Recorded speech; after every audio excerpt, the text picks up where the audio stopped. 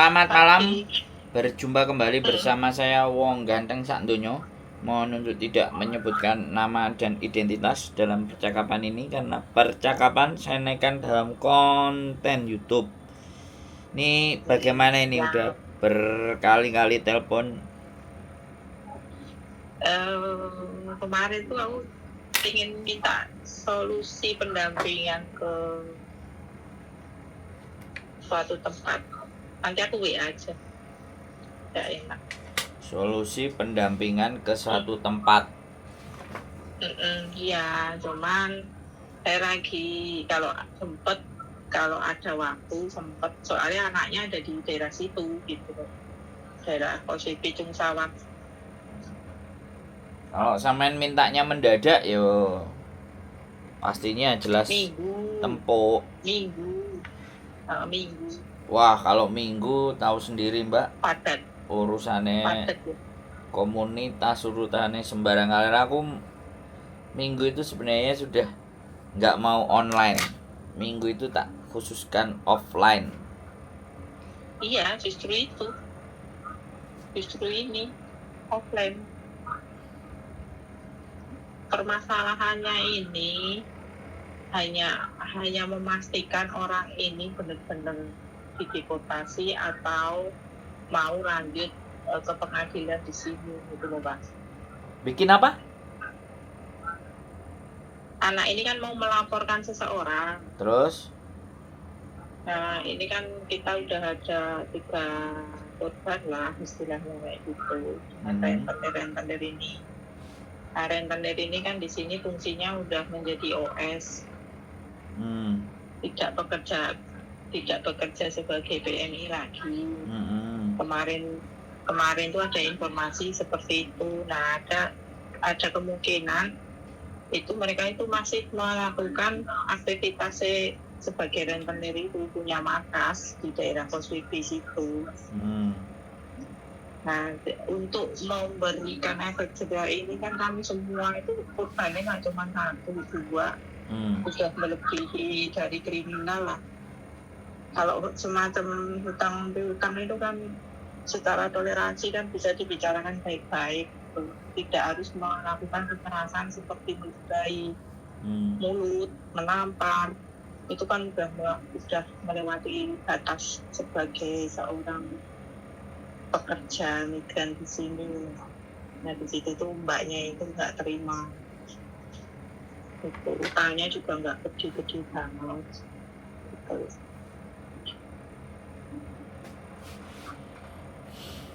Terus? Ya, dia nggak bisa ngomong secara lancar bahasa kantonis, pengen melaporkan orang ini ke kantor polisi gitu. Aku punya ininya sih, punya bukti. Gitu. Nerornya itu bukan hanya neror dengan kata-kata. Kalau hanya kata-kata bisa dipaklumin. Tapi kalau udah meludahi dan menampar, udah menganiaya kan udah beda lagi toh. Dari situ itu dia itu komunikasi sama aku kemarin, gimana Mbak kayak gini. Sampean sebenarnya hutangnya nggak gede sih Mbak, sampean 1 bulan gaji bisa bayar mau apa. Tapi dia itu entah kenapa nggak bayar, katanya gajinya ditahan sama majikan. Sebenarnya yang ceritanya aslinya seperti apa ya saya sendiri juga kurang tahu.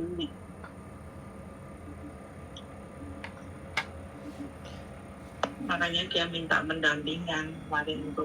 Kalau lihat dari nominal pinjamannya itu nggak begitu gede. Cuman yang menjadi masalahnya itu dia itu hanya pas penamparan dan diludahin itu aja sih.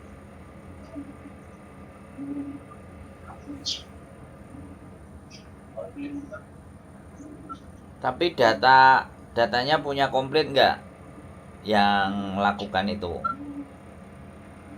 Data maksudnya data komplit yang mana ini? Ya ibaratnya kan kalau dia ditampar sama rentenir, diludahin sama rentenir ya kan. Ada otomatis. video, ada urutannya, terus dia dipaksa suruh tanda Enggak, tangan. Mbak, sebentar. Data kalau mau melaporkan itu kan pasti nama, alamat, KTP. Itu si rentenir sudah sampean pegang datanya apa enggak gitu loh. Enggak cuman video doang, wajahnya. Kalau kalau data KTP kayaknya nggak bisa, tapi kalau Facebook sama video chatan nomornya ini kan ada satu sama-sama saya tuh kronologinya. Satu rentenir itu namanya sama dengan nama yang saya laporkan waktu itu. Nah di sini itu dia itu korban juga, jadi kita itu dikumpulkan jadi satu, di mana nanti kita pelajari itu kronologinya itu bisa nggak membawa anak rentenir ini ke dalam jalur hukum gitu loh. Masalahnya kan di sini kita menjerat masalah bukan masalah piutang, tapi masalah kriminal. Paham? Loh, iya, maksud saya itu kalau data cuman Facebook, nggak ada KTP-nya.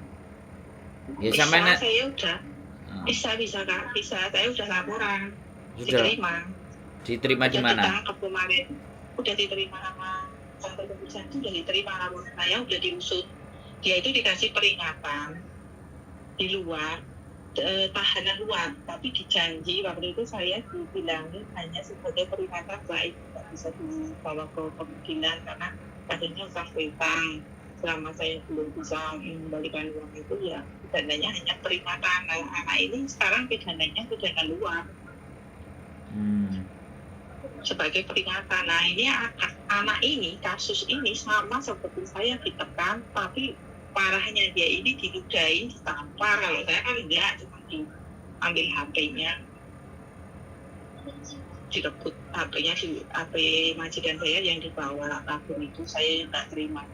Kalau yang anak ini kan diludahi, ditampar, dipaksa. Terus yang satunya ini kan ditampar juga, terus dia ditekan sampai bunganya per bulan itu sampai lebih dari hanya bayar bunga, terus kayak gitu, belum bisa ngambil pokoknya itu udah berkembang dari awal hari itu jadi 8.000 jadi sekarang itu 12.000 ke 15.000 gitu bayar bunganya dia punya bukan 2 bank.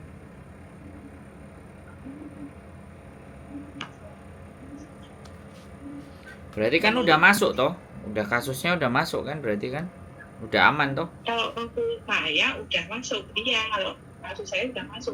Yang mau saya masukkan ini biar pastor semua itu bisa keluar dari si anak-anak OS ini gitu loh. The gang ini biar stop, komplotan the gang ini biar stop, tidak beroperasi lagi gitu. Karena udah banyak korban yang ditekan secara kriminal, aniaya kayak gini gitu loh. Ya si korban sebaiknya memang semuanya lapor yang merasa jadi korban. Ya makanya kan ini 2 orang saya bawa nih. Mereka itu ini ingin keadilan aja. Kita di sini itu meminjam data kita 3D ini tuh otomatis kan kita berjanji mau memberikan pengembalian toh. Tapi tidak dengan cara paksaan kriminal seperti ancaman yang anarkis kayak gitu. Yang mereka nggak terima itu di sini sampai diludahin kayak gitu. Bukan hanya hinaan kata-kata, bukan hanya hinaan dengan WA semata, udah melampaui mengancam itu. Nggak takut sama kantor polisi, aku nggak takut sama polisi penjara. Dia berkuasa banyak duit lah. Dari situ saya geram itu di sini. Pokok intinya itu ya kalau memang mau bisnis, memang udah kaya, memang sudah berencana ingin memulai bisnis yang benar, ya jangan seperti ini gitu. Pernah saya ngomong itu sama dia itu pernah, cuman mereka itu ya kembali lagi sifat ambisi untuk menjadi orang kaya itu ditakutin di Hong Kong ini. The Gang ini merasa kuat. Backinganku itu orang Hong Kong. Backinganku itu kuat, banyak duit. Nah, saya itu pengen menunjukkan bahwa dia itu bukan apa-apa orang di sini. Menunjukkan ke semuanya yang dokumennya itu ada di sana, yang ada di bawah tekanan dia itu, biar semua orang itu yang meminjam sama dia itu melek. Jangan lagi menggadaikan sesuatu yang sama orang nggak jelas ini, misalnya mau meminjam ya dengan bank yang resmi atau yang apa, tahu jauh dan sebisanya yang kita punya. Jadi tidak memberikan hal yang gampang ke ini kan kayak Mbak yang mau laporin ini kan awalnya hanya gampang ke ceritanya pinjam duit hanya sedikit 2.000, nah nambah lagi ternyata bunga berbunga gitu. Sampai ditekan kronologinya itu seperti sesuatu yang sebenarnya itu solusinya itu mudah, udah bayar 1 bulan gaji selesai, tapi mbaknya itu entah kenapa nggak diambil itu kan cuma gaji sebulan. Sampai ada pengancaman macam sini. Nah saya tanyain sama Kak Yadi kan gimana ini, saya bilang itu Mbak nggak bisa ini mendampingin saya, belum tentu bisa. Coba saya minta bantuan Kak Sandro, kalau bisa nanti suatu hari atau minggu atau kapan, kalau bisa ya kita sini aja dikonfirmasikan atau begitu.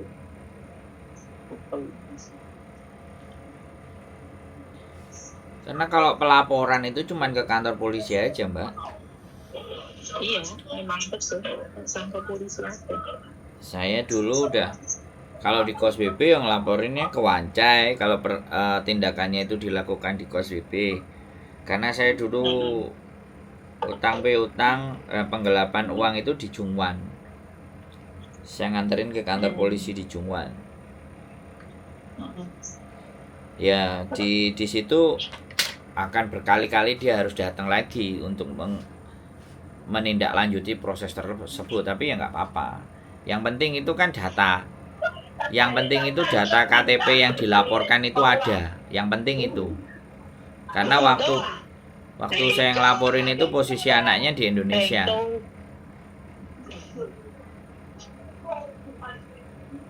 Dan polisi tahu.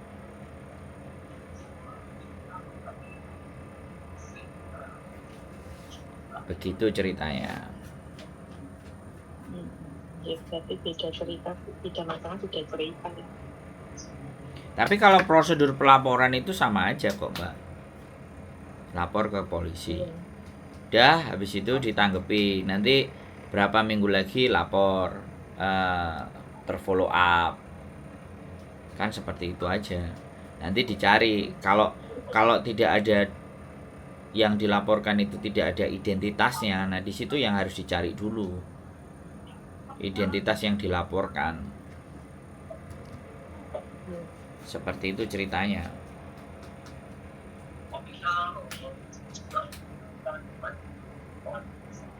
Iya, kalau saya tuh kemarin tuh gini, saya itu dari telepon 3 hari setelah saya laporan tuh udah ditelepon sama kantor polisi itu, Mbak, itu anak udah telepon belum?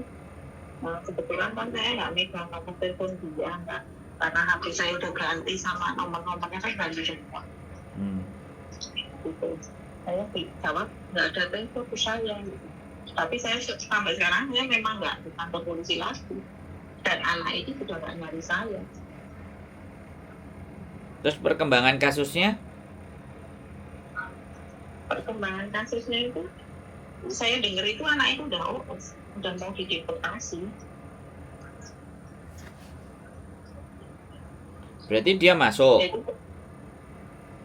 Masuk dalam ini, masuk. Nah, yang menjadi karena aku heran itu, dia itu udah jadi tahanan luar, tapi masih melakukan kriminalitas ini loh, dia tidak berhenti. dengan adanya peringatan dari kantor polisi itu malah merajalela. Ya dilaporin lagi no. Nah makanya hari ini kan saya mau minta pendampingan Kak Sandro yang pintar ngomong, maksudnya yang bisa bahasa sini gitu. Saya cerita. Soalnya gini Mbak, pada saat kalau sampean yang lapor kemudian aku bantuin ngomong, ya kan, itu mereka punya translator sendiri. Terkadang kamu mau menyampaikannya seperti apa? Bukan saya yang lapor Pak, yang anak satu itu. Cuma saya nanti mendampingi di belakangnya, menjadikan supportnya. Loh, lah ya sudah ada sampean yang sudah ada sampean yang sudah pernah ngelaporin kan lebih gampang toh. Kan seharusnya tidak perlu saya lagi toh, bener nggak? Bener nggak? Itu laporannya kayak ini kan kejadiannya di Cungsawan di situ, berarti laporannya ke Wancai. Enggak. Kalau kejadiannya di Cungsawan ya dilaporkan di Cungsawan. Tapi kalau kejadiannya di Kos WB ya yang paling dekat kantor polisi di Kos WB mana ya Wancai. Polisi head office itu. Jadi di mana kejadian itu terjadi, nah di situnya dilaporkan. Nah, pada saat melaporkan kita harus punya data secara lengkap dianya, identitasnya, namanya dia. Seperti itu supaya polisi tidak kesulitan mencarinya. Saya kemarin saya nganterin anak berkasus ya kan.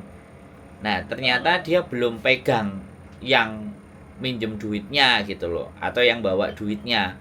Ya saya suruh cari dulu, cari yang lengkap dulu alamatnya dia, baru bisa dilaporkan. Kalau kita melaporkan, nah untuk urusan utang piutang ini memang Hongkong ini agak sedikit nggak bisa karena urusannya bukan ke polisi kalau utang piutang. Iya tertutup. Urusan perdata. Tapi kalau urusannya tadi mukul, ngeludahin, nah itu kan fisik tuh. Nah di situ masuknya melakukan kekerasan fisik. Nah itu masuk pasalnya polisi. Iya makanya yang mau saya bahas itu kan di sini tuh bukan soal tampilnya, tetapi udah menghina, menjadi menampar itu nggak cuma 1-2 orang, dan dia merasa puas di videoin. Itu yang video itu kebetulan gengnya itu sendiri, itu dikirim ke mbaknya yang menjadi korban ini agar memberikan ini loh aku kekuatan aku, ini kekuatan aku itu ditakutin banyak orang, sangat percaya diri bahwa dia itu backingannya, kamu jangan main sama saya kayak gitu. Backingannya ini, backingan saya itu saya nggak takut sama polisi, saya udah diizinkan sama polisi tinggal di luar. Setahu saya sih itu karena saya laporan dari saya itu dia bisa menjadi OS-nya di tahanan luar kayak gitu. Cuman dia nggak nyadari sebuah peringatan dia masih diberi waktu. Dia tidak sadar itu, dia tidak menyadari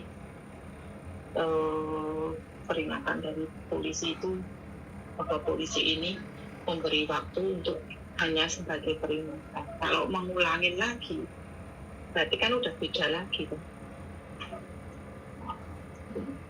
Nah yang mau saya selamatkan kan dokumen-dokumen anak-anak ini, anak-anak yang menjadikan mangsanya dia ini. Ada banyak itu di sana, itu sekitar ada 100 paspor lebih. Kan kasus itu seperti kasus di Yamate sama Jordan waktu itu. Yamate. Ya, Yamate sama Jordan itu ada satu tempat digerebek sama polisi. Ya ditangkap orangnya, orang Hongkong. Iya. Nah makanya kalau pelaporan itu cuma 1 atau 2, kalau pelaporannya banyak, nah saya ada nomornya polisi. Ya, jadi ya itu ini kan kita ada sebenarnya itu ada banyak, cuma yang baru saya kumpulkan itu 3 orang ini. Ada banyak, cuma mereka masih masih menjaga diri, takut nggak mau yang 2 orang ini mau, yang lainnya belum mau. Mungkin kalau udah ini ya mereka step up. Kalau bisa semua ke kantor polisi, semua menyampaikan kronologis yang sama. Sebenarnya menahan dokumen juga, ya kan, menahan dokumen dalam kasus hutang piutang itu juga sebenarnya Salah. Jadi yang kena bukan hanya rentenirnya. Sebenarnya yang bisa kena itu juga si yang minjem juga. Makanya di situ yang agak sedikit kita mesti pikirkan. Tapi kalau tadi cuman kekerasan, dia mukul ya bilang aja dia mukul saya. Ya kenapa kok dia mukul saya? Karena saya punya utang nggak bayar. Nggak apa-apa, sampaikan aja. Kan nggak boleh nagih dengan cara kekerasan. Nah tapi kalau yang cuman utang piutang, nah kayak gitu, terus kita juga ngelaporin dia, ya kita juga sendiri yang kena sebenarnya. Ya, betul. Karena berkasus di Hong Kong itu tidak semudah kayak ketika kita di Indonesia. Berkasus di Hong Kong itu mungkin kita dikembalikan kerja, nanti hari apa datang lagi laporan ke polisi, kerja lagi laporan ke polisi, jadi tidak ditahan kayak di Indonesia. Iya, hanya apel, istilahnya apel. Jadi seperti itu sampai akhirnya visa kita kalau selesai, kalau visa kita selesai pulang Indonesia, yaitu tidak berlanjut sampai ke arah pengadilan. Tapi kalau seandainya visa kita masih cukup untuk ikuti proses sidang, ya sudah, nanti dikasih tanggal. Jadi seperti itu. Makanya kan kalau saya nganterin aja cuman lapor hari Minggu di kantor polisi jam berapa, kalau misalnya laporannya ke Jungsawan, kejadiannya di Jungsawan ya pagi sekali itu kebetulan yang 2 anak itu orang anak Jungsawan semua. Tapi kejadiannya di Jungsawan. Iya, di Jungsawan, kejadiannya di sana di apartemen. Tapi pegang identitas yang nampar nggak? Ada kan identitasnya yang nampar? Identitasnya hanya Facebook, sama kayak saya, hanya Facebook dan nomor telepon. Waduh. Facebook. Wajahnya juga jelas. Bukan, walaupun wajahnya jelas, kalau namanya enggak itu ya mudah-mudahan sih bisa diterima. Kalau sampean bisa diterima ya silakan, tapi kalau ketika itu tidak terlalu valid dan mereka akhirnya tidak merespon laporan kita, ya kitanya harus legowo. Karena cuman Facebook gitu loh. Kalau bukan Facebook ini kan nama asli dia. Saya udah ngecek ke KJRI cuma nggak bisa. Nggak mau, KJRI itu nggak mau, karena kan identitas itu tidak bisa disebarkan, Mbak.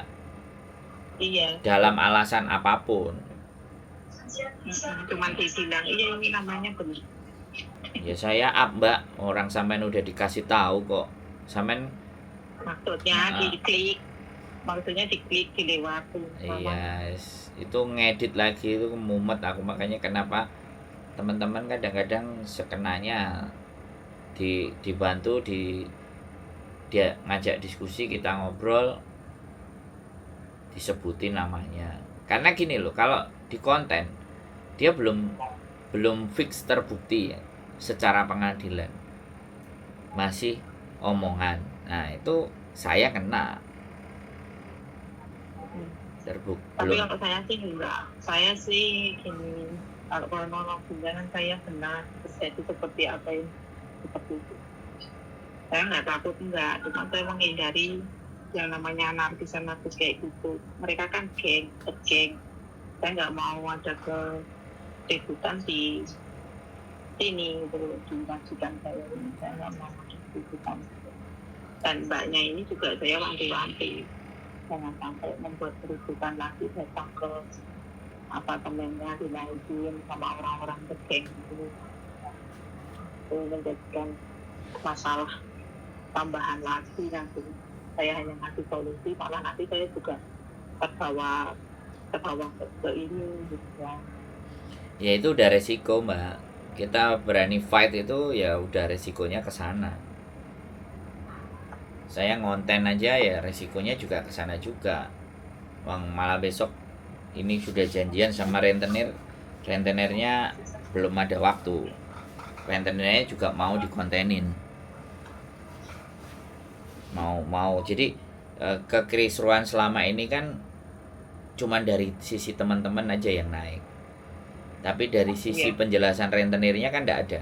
Makanya besok salah satu rentenir bilang sama saya, aku mau dikonten kalau aku rentenir, dan rentenir secara kerjaku bagaimana, aku mau menceritakan. Nah kalau kayak gitu kan enak, jadi cerita akan jadi dua belah pihak.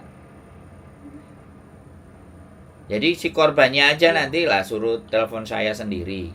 Jadi kalau pihak kedua, ketiga, keempat itu kan nggak enak. Jadi orangnya sendiri yang suruh telepon saya, terus janjian, terus dia menceritakan seperti apa dan bagaimana. Kalau sampean kan ibaratnya jatuhnya orang ketiga, ya kan? Yes. Ya kalau korbannya sendiri yang telepon, yang nanya, ya saya tanya, sudah siapkah semuanya, sudah benar-benar sampai nanti dengan segala bentuk resikonya udah berani nggak gitu loh. Karena terkadang anak-anak itu sekali lagi ngelaporin semuanya masih punya rasa takut, mesti ada yang mundur, ada yang enggak gini gitu kan. Resiko mereka melaporkan atas dasar resikonya nggak berani terima, ya kan repot, Mbak. Gitu loh. Tapi kalau dia sudah siap terima segala bentuk resikonya apapun itu, ya digas kan gitu. Yang jadi kita nangani kasusnya teman-teman itu terkadang sebelum kita nangani kasus kan kita harus tahu posisi kesalahannya dia di mana, posisi letak benernya mereka di mana. Kita timbang-timbang, kita ceritain dulu gitu loh. Yakin, kalau memang yakin dan sampean merasa benar apa yang sampean lakukan, ya sudah, yuk gas. Nah saya takutnya kan salah satu contoh kasus ya, ini beda kasus tapi ya Pak, aku berani ngelaporin overcharging taruhlah. Aku bilang, sampean siap nggak nanti di terminate majikan kalau kasus ini sampean naikkan jaringan, orang PT, orang agent akan menekan majikan untuk membuang sampean. Oh siap, berani. Lapor dia, lapor ke KJRI, lapor ke BP2MI, lapor semuanya, kelar, duitnya dikembalikan. Besoknya diinterminate sama majikan, datang ke saya nangis-nangis. Minta job lagi. Kenapa? Minta job lagi. Enggak, datang ke saya nangis-nangis lagi. Kan saya sudah memberikan solusi. Nanti kalau terjadi A itu begini, kalau terjadi B begini, terjadi C gini. Terus kenapa kamu nangis? Bukannya kamu sudah siap? Jadi ketika kita mau bantu, ya kan, sudah kita bantu, sudah jalan, sudah masuk, sudah kelar, sudah apa yang dia inginkan tercapai, tapi dia diinterminate, terus nangis. Terus aku harus bagaimana? Nek kamu nangis, berarti kamu tidak benar-benar siap. Gitu. Ini terjadi loh, Mbak. Nah, saya kasus yang menggelapkan uang, terus laporannya komplit, transferannya juga komplit. Sampai detik ini saya nganterin laporan ke kantor polisi Jungwan. Tapi sampai detik ini saya tidak dikonfirmasi dan diinfokan sampai sejauh mana. Dibiarkan, ya sudah. Jadi kayak gitu loh. Jadi kadang kita itu ya setidaknya bukan aku iki kudu bukan aku iki laporan nang aku bukan orang bagian yang penting. Tapi giliran bermasalah Noel pun, giliran masalahnya udah kelar atau masih ongoing proses atau apapun, itu menyampaikan kan enggan. Buat apa? Nggak penting ngubungi Sandro, nggak bisa bantu. Jadi kesan seolah-olah saya itu digawe nek DE pas wedi tok. Ya. Itu yang saya. Nah, jadi semacam dia mengadu, hanya mengadukan. Gitu loh, maksud saya tuh kayak gitu loh. Ini yang sering terjadi kayak gitu. Itu yang saya sebut sebagai play victim. Dan saya tidak berasa. Ya sudah, wis aku ngenterno dhek bingung, bla bla bla bla bla, ya wis. Terhadap perkembangan kasusnya mereka nggak cerita, ya aku anggap kalau nggak nyari saya berarti baik-baik saja, wis. Saya berpositif.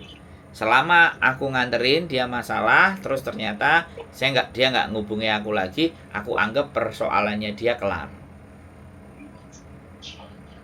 Betul. Iya, kalau dari saya sendiri itu sebetulnya menunggu itikadnya sama-sama sih. Saya juga waktu itu kan saya ditambayungin sampai bulan Januari.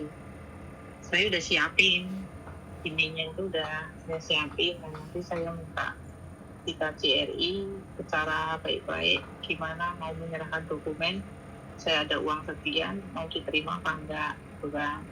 Saya bisa jawab laporan saya kalau memang semua udah damai, baik-baik lagi, nggak ada masalah aku sama si rentenir ini gitu kan.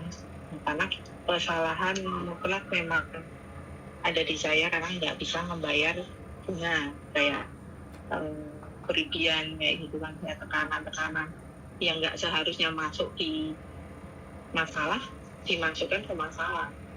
Jadi saya ada yang tidak terima dengan keadaan itu, akhirnya terjadi seperti ini. Itu aku tunggu dari dianya juga nggak ada konfirmasi, nggak ada apa ya. Mungkin Januari apa Desember ini saya ke sana udah nyiapin, malah nambah anak-anak ini datang masuk, ya udah sekalian aja juga dibarengin, akhirnya dibarengin ke tabayun ini seperti itu ya. Tapi mereka juga ada yang tidak dengan cerita yang mereka alami. Akhirnya inisiatifnya, kamu terima nggak terima gituin, kalau nggak terima ya udah ayo lapor polisi gitu. Tapi minta pendampingan, kalau pendampingan daerah Sawan saya kurang paham itu Pak, nanti minggu bisa hadir apa enggak, minta saran dulu. Tapi ya kalau Cung Sawan kantor polisinya di Samsipo, deket Samsipo di pojok itu. Malah di Samsipo. Iya. Kalau di Cung Sawan sendiri pos polisinya aku belum tahu, tapi kalau paling deket ya Samsipo. Samsipo aku pernah bikin laporan di Samsipo. Oke deh, besok coba saya konfirmasi ke Samsipo, mbaknya bisa datang ke sana enggak? Enggak, mbaknya suruh telepon saya dulu. Kalau mintanya diantar, kalau saya suruh nemenin. Oh gitu. Iya dong. Kalau ngomongnya dari sampean kan ya nggak masuk, mending dia nelpon saya. Jadi saya langsung yang bersangkutan. Jangan orang ketiga. Jadi jadi dibiasakan langsung korbannya yang ngomong. Saya orangnya kan dari semuanya cerita kan orangnya dulu. Kalau orang yang ketiganya cerita, aku bilang aku nggak berani jawab ABCD. Suruh orangnya langsung telepon ke saya. Jadi kan enak. Ya, kan gitu Mbak. Nanti coba saya telepon. Dia juga ini kayaknya ada waktu kok. Kasih aja nomor saya, kabarkan ke dia. Terus dia punya waktunya telepon bagaimana ya. Seperti itu aja. Oke. Oke. Siap. Sehat selalu semuanya. Terima kasih Mbak E. Matur sembah nuwun. Sama-sama. Assalamualaikum. Waalaikumsalam. Bye. Ya buat teman-teman semuanya sekali lagi ya, sebaiknya langsung korban, langsung bertanya, langsung bercerita terhadap segala sesuatu resikonya. Kalau mereka sudah siap ya udah ayo gas. Tapi kalau masih maju mundur tahan dulu. Oke, keep stay tune my YouTube channel.